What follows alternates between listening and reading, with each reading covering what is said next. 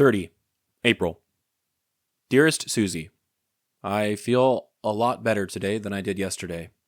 Sorry for crying on your shoulder, but I was really upset. We had another operation today and had a lot better outcome. In fact, you've probably heard about it on TV. The Vietnamese captured an awful lot of big weapons today. We were overhead and listened while they reported it. It really made us feel good. They got so many weapons they couldn't count them all. That's the way this war is. You lose one day and win the next.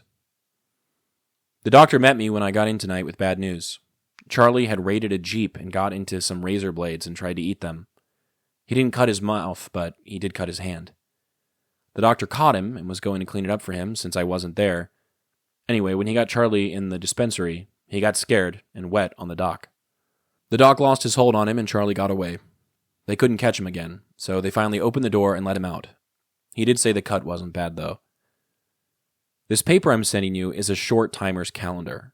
When you get down to 100 days, you are supposed to start marking the days off. I have one, and I thought you might get a kick out of one of them. June 16th is the 100th day if you want to keep track. Well, I guess I will close for tonight. I didn't get a letter from you yesterday or today, but I blame it on the system.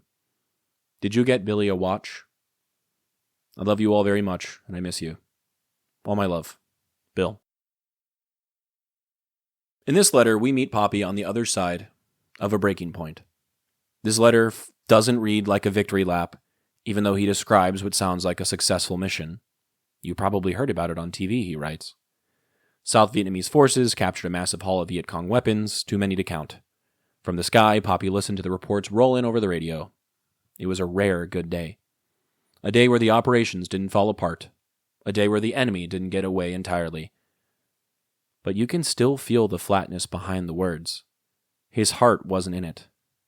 Not today. When he mentions the weapons haul and the countdown to going home, it's not just a quiet letter from a tired man. It's a man trying to put himself back together. Trying to convince himself that victories still count for something. That the work matters. That he isn't broken. That there's something to fight for. That someone needs him and that his suffering can be justified in some way at all. The losses of the Americans are for something. There's a short paragraph in this letter about Charlie, who managed to cut his hand on a razor blade and then pee on the medic who tried to help him. It's classic Charlie chaos. But even that story feels different now. Less funny. More fragile. Everything feels like it's holding together by a thread. Things are going so wrong that even Charlie is vulnerable in his own home. Popi also includes something with this letter, a short timer's calendar. One of those little rituals soldiers used to mark their last 100 days. He tells Suzie that June 16th will be his 100-day mark. If she wants, she can keep track alongside him. The letter before this one, from April 29th, is the one that really changes a lot of people's opinion of Popi. Those in my family who have chosen to read it, which is not everyone, have expressed how hard it was to hear. That they didn't know he went through something like that. That it explained so much. In fact, when we finally had Popi's ashes interred in March of 2020 at the Florida National Cemetery, we had a ceremony for him. If you ever want to visit him in Bushnell, he's buried in section 616 at site 462. Popi's brother and a few of my dad's cousins showed up alongside my parents, my brother, and Meemaw. My dad eulogized Popi. He had a rough relationship with his dad and referenced this specific letter from April 29th, asking why it had never been shared.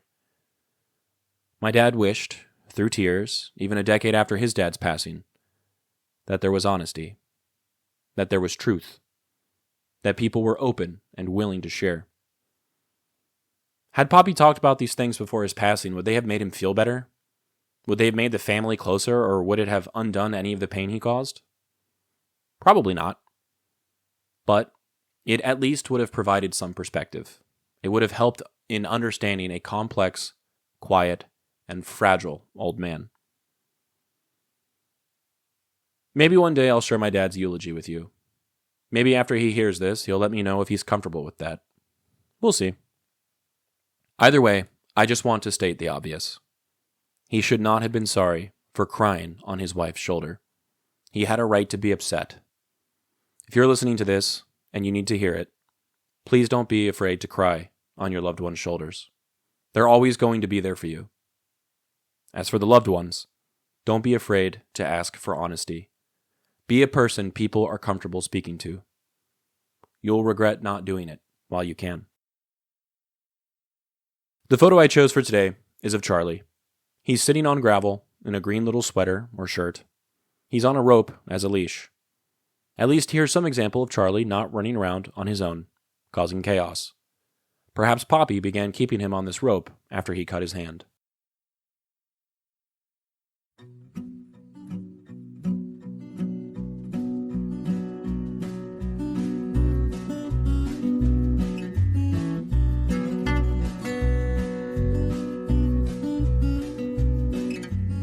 I'm Alex Lowy, and I hope you have enjoyed listening to this episode of Dearest Suzie, and receiving messages from the past that my Popi wrote exactly 60 years ago.